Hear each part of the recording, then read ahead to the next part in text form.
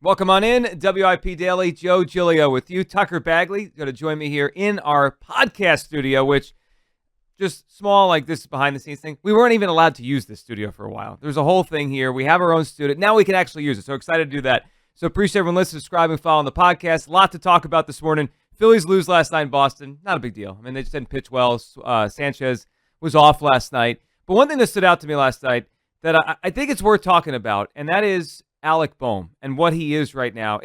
It's kind of weird to talk about his season because I think there's a really great chance he's going to start the All-Star game at third base in the National League and has earned it. You know, look at his numbers compared to other third basemen.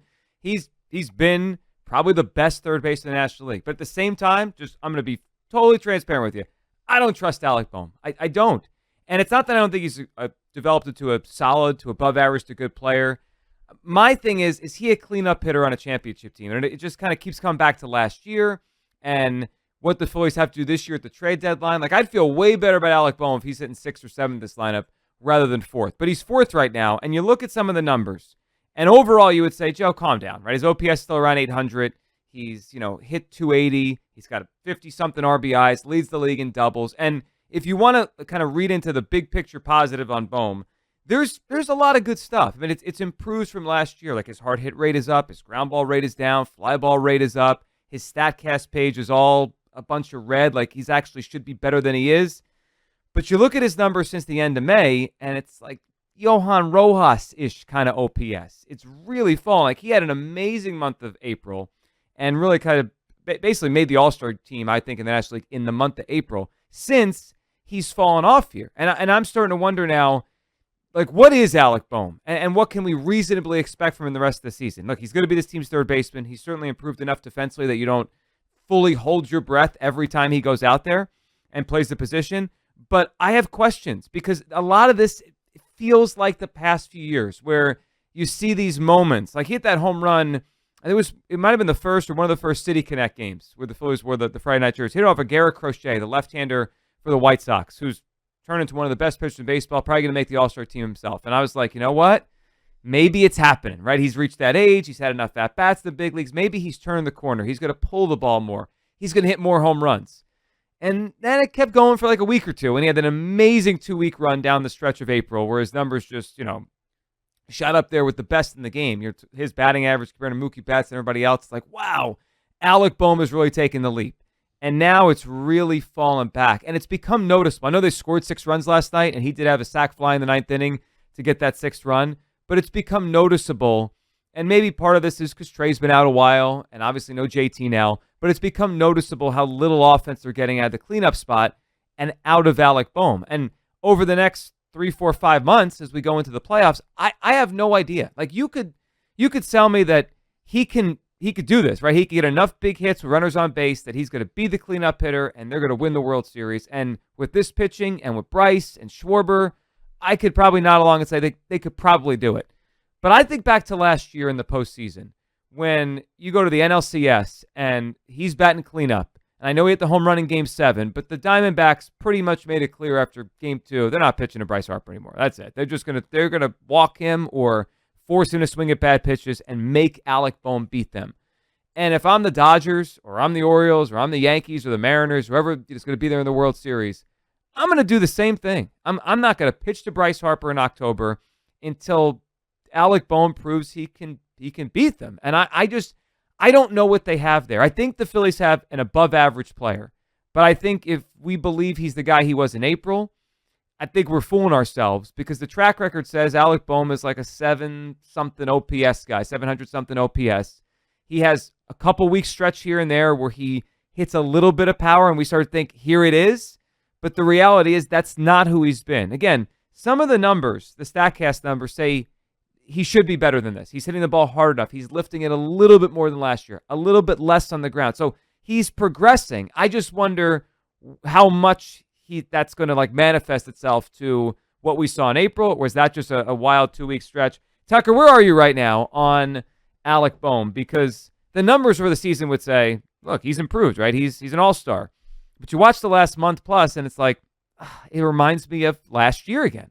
Yeah, it's kind of funny because I think when the season started and really up through the beginning of May, anytime he came up in a big situation, I felt like, well, he's going to come through. Yep. Whether it's a sack fly, whether it's a double up the gap, he's going to come through and he's going to produce runs. And it really hasn't happened much in the last 6 weeks. He's pretty much been grounding into more double plays than anything else. I think he's on pace now to break the franchise record for double plays in a season after falling one short last year. And I just think he still is what he is. Like, he's not.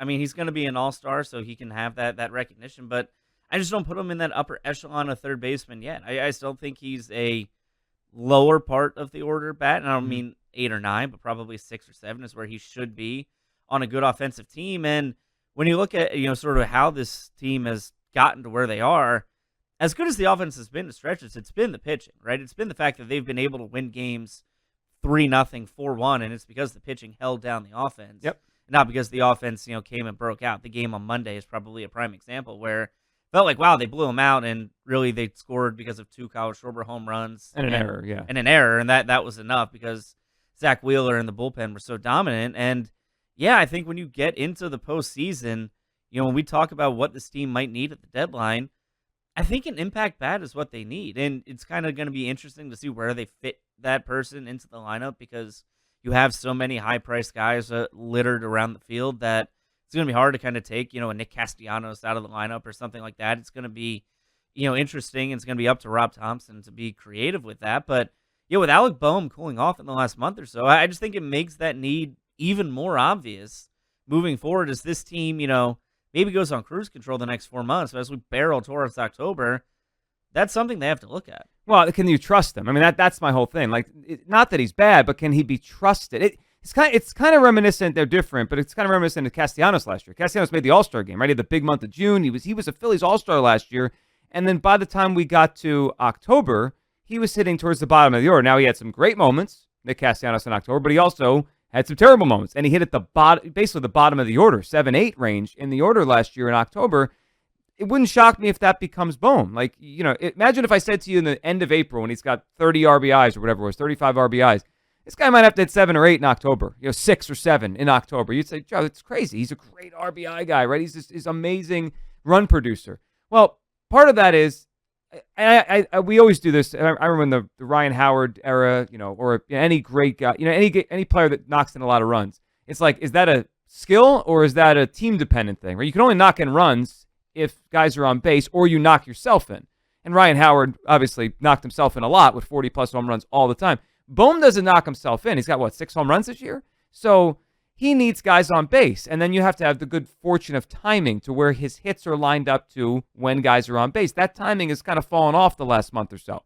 I still think he has a good knack for putting the bat on the ball and not striking out. His strikeout-to-walk ratio is better than it used to be. His strikeout, he's gotten better in a lot of areas. And if you tell me, hey, Joe, October, there's a guy on third base, less than 2 outs, you feel good he's at the plate, he's probably going to get a sacrifice fly and get the run in. I think he'll do that. But do I feel good that he's protecting Bryce Harper in the order in October? Not the way he's hitting right now. Again, his OPS at the start of May is 600. Since the end of April, last week, April, it's under 600. That's Rojas territory. So I think what Tucker said is spot on, that this all impacts the trade deadline stuff. Like, they're not getting a third baseman. No one's replacing Alec Bohm. He's this team's third baseman this year, and that's fine. They could win with that. They've won a lot the last couple of years. But as you think about who they might get at the trade deadline, there's been a lot of different names out there. Tucker, when you think about the different names that have been kind of floated, who the Phillies could go after, some of them are like platoon bats in the outfield. Some of them are marginal upgrades in the outfield. And then there's a guy like Luis Robert, who is a star, right? That would be a cleanup hitter. And I think a lot of people would say they don't need that, right? Because they're 10 games up. But it's not about winning the division. That's, I think, a given at this point. It's about what do they need in October. And every day Bohm struggles. Every day the Castellanos is just, you never know what you're getting.